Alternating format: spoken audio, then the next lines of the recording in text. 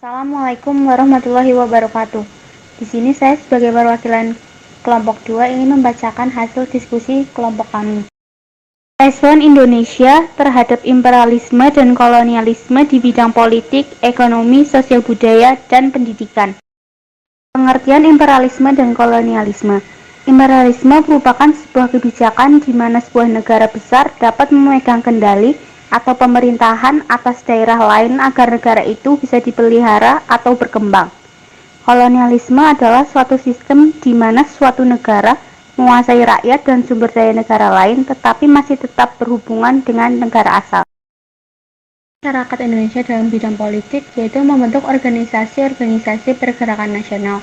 Yang pertama ada Budi Utomo, berdiri pada 20 Mei 1908. Tujuannya adalah memperoleh perbaikan sosial serta kemajuan yang harmonis bagi nusa dan bangsa Jawa dan Madura. Tokohnya yaitu Dr. Wahidin Sudirohusodo, Dr. Sutomo, Suraji, dan Gunawan Mangunkusumo.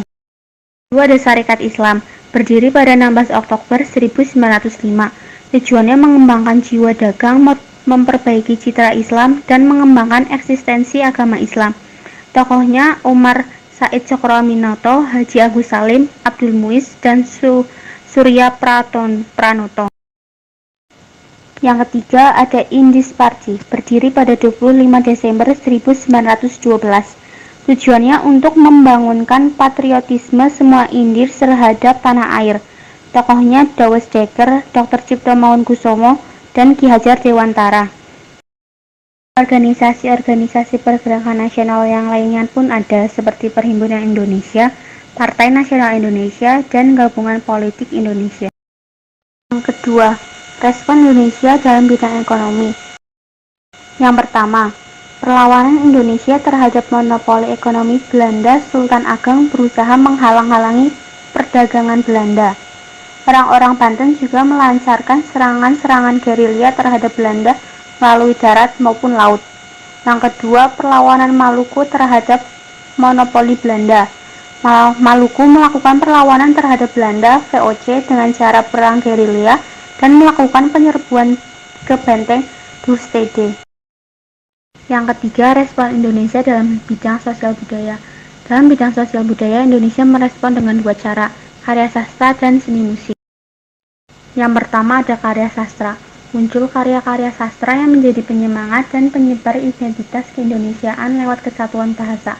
Sastrawan yang terkenal antara lain adalah Muhammad Yamin, yang mulai menulis sajak-sajak modern. Lalu ada pula Marah Rusli, yang mulai menulis sebuah novel legendaris berjudul Siti Nurbaya. Selain itu ada pula Sanusi Pane, yang juga menulis puisi modern. Respon juga muncul melalui seni musik. Tokohnya adalah Ismail Marzuki. Ismail telah menciptakan lagu yang mampu membakar semangat bangsa dalam beberapa lagu. Di antaranya lagu berjudul Banyu Biru, Bintangku, Keroncong Sukapuri, dan Keroncong. Lagu-lagu tersebut mampu membawa pengaruh pada perjuangan bangsa karena menceritakan keadaan Indonesia di bawah jajahan Belanda. Respon Indonesia dalam bidang pendidikan.